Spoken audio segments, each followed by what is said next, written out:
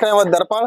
हम इस समय पहुंच चुके हैं क्षेत्र में, जहां पर हम देख रहे हैं कि बीजेपी के लोग प्रचार में निकले हैं। हम जानना चाहते हैं, पहले जो लोग प्रचार कर रहे हैं इनका परिचय हम जानना चाहते हैं। किस पद पर है, बूथ अध्यक्ष है, जिला कमेटी से है? भैया आपका परिचय क्या है? नमस्ते, नारद विश्वकर्मा, जिला उपाध्यक्ष पिछड़ा मोर्चा, भारतीय जनता पार्टी।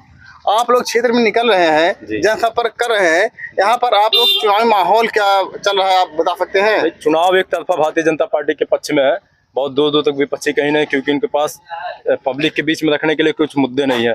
10 साल में भारतीय जनता पार्टी की केंद्र सरकार ने और राज्य सरकार ने बहुत विकास किया। जनता पूरी तरीके से भारतीय जनता पार्टी के पक्ष में है और इस बार चुनाव हम लोग लगभग 2 लाख वोटों से जीतेंगे। आप कोई एक दो विकास का नाम बता दीजिए। आवास योजना 4 करोड़ आवास भारतीय जनता पार्टी ने दिया। उज्ज्वला योजना, किसान Samman Nidhi, free gas connection और राशन दिया जा, 80 करोड़ लोगों को राशन दिया जा रहा है। जो जीवन को चलाने के लिए मूलभूत सुविधाएं हैं, रोटी, कपड़ा और मकान, इन तीनों की पूर्ति भारतीय जनता पार्टी कर रही है। हम लोग दिन भर डोर टू डोर प्रचार करते हैं, अभी तक कहीं से भी कोई ऐसा नहीं मिला जो असंतुष्ट दिखा हो। अच्छा, आप एक बात ये बताइए, भारतीय जनता पार्टी पर हमेशा जातगत राजनीति का आरोप लगता रहता है, इस पर आप कुछ कहना चाहते हैं? बिल्कुल, देखिए, सपा बसपा राज्य की है कि और केंद्र में जो है 2 मुख्य पार्टियां हैं, भारतीय जनता पार्टी और कांग्रेस।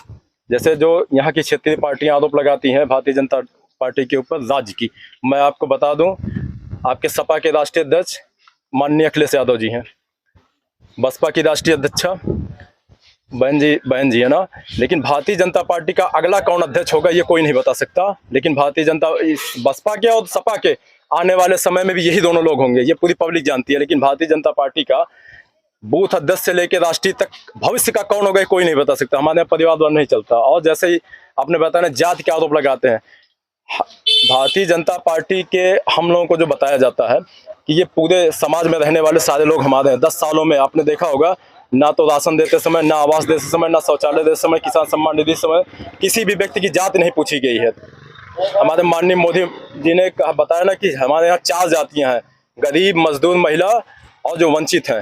ये सारे लोग जो है ये हमारे परिवार के सदस्य हैं और इन्हीं की सहायता के लिए हम लोग दिन रात। फिर भी वोट मांगते समय कहीं यादव, कहीं कुछ, कहीं ऐसे चर्चा चलता रहता है। ये मुद्दे तो विपक्षी उठाते हैं, क्योंकि हम लोग सत्ता में हैं। हम लोग जीतने के बाद समाज में रहने वाले सारे लोग भारतीय जनता पार्टी के हम लोग पदाधिकारी होने के नाते यहाँ पब्लिक जो हमारे यहाँ जितने भी लोग निवास करते हैं, सब लोग हम लोग का परिवार का सदस्य मान के उनके बीच में, उनके सुख दुख में हम लोग। अच्छा, आप एक चीज और बताइए, चर्चा उठती रहती है, विपक्षी द्वारा कहा जा रहा है कि अगर भारतीय जनता पार्टी पुनः सरकार बनाती है तो संविधान में संशोधन कर देगी। मैं आपको जानकारी के लिए बता दूं, पिछले 10 सालों से केंद्र में भारतीय जनता पार्टी की सरकार है, एक भी बार संविधान में संशोधन नहीं हुआ है। इसके पूर्ववर्ती सरकार में आप देखेंगे, आप जाइएगा, इंदिरा गांधी जी ने 30 से 31 बार संविधान में संशोधन किया। एक इस जहां केस था उसमें जो संविधान संशोधन करके सुप्रीम कोर्ट के मामले को बदलने का प्रयास किया गया। यहाँ पे हमारे यहाँ भारतीय जनता पार्टी बाबा साहब और संविधान का, इस देश के संविधान का जितना सम्मान करते उतना इस देश में रहने वाले किसी भी पार्टी का कोई भी नेता नहीं करता। संविधान के रचयिता जो हमारे परम सम्मानित इस देश के पूजनीय बाबा भीमराव अम्बेडकर जी हैं, उनके जो जन्मस्थली, कर्मस्थली, जहां उन्होंने शिक्षा लिया, ऐसे 5 स्थानों को तीर्थ के रूप में हम लोग मानते हैं और उन 5 स्थानों को डेवलप करने का भारतीय जनता पार्टी ने किया। और आपको बता दूं, बाबा साहब को भारत रत्न देने का काम भी भारतीय जनता पार्टी ने किया, ना कि कांग्रेस की सरकार ने किया। और अभी 14 अप्रैल को हम लोगों को ऊपर से निर्देश था कि बूथ बूथ पे जाके, जहाँ पे बाबा साहब की प्रतिमा है, वहाँ जाके उनकी प्रतिमा को हम लोग जो है जल से स्नान करा के उस चीज को स्वच्छ करेंगे। और हम लोगों ने ऐसा किया और दिन प्रतिदिन हम लोग जो है जाके संविधान की जो भी चीजें बनाई गई हैं पब्लिक के बीच में हम लोगों को रख के, और उस चीज का भारतीय जनता पार्टी के प्रत्येक कार्यकर्ता पूरा पालन करता है। ये तो विपक्षियों का फर्जी आरोप है जो कहते हैं कि आके संविधान बदल देंगे।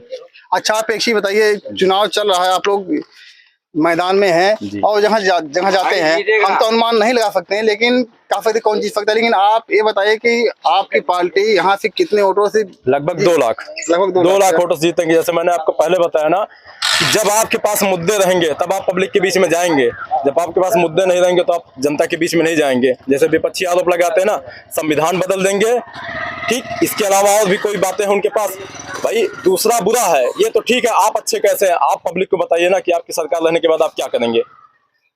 यहाँ सरकार रहने के बाद उन्होंने क्या किया, हम तो बता रहे ना, हम लोग तो डेली जाते हैं।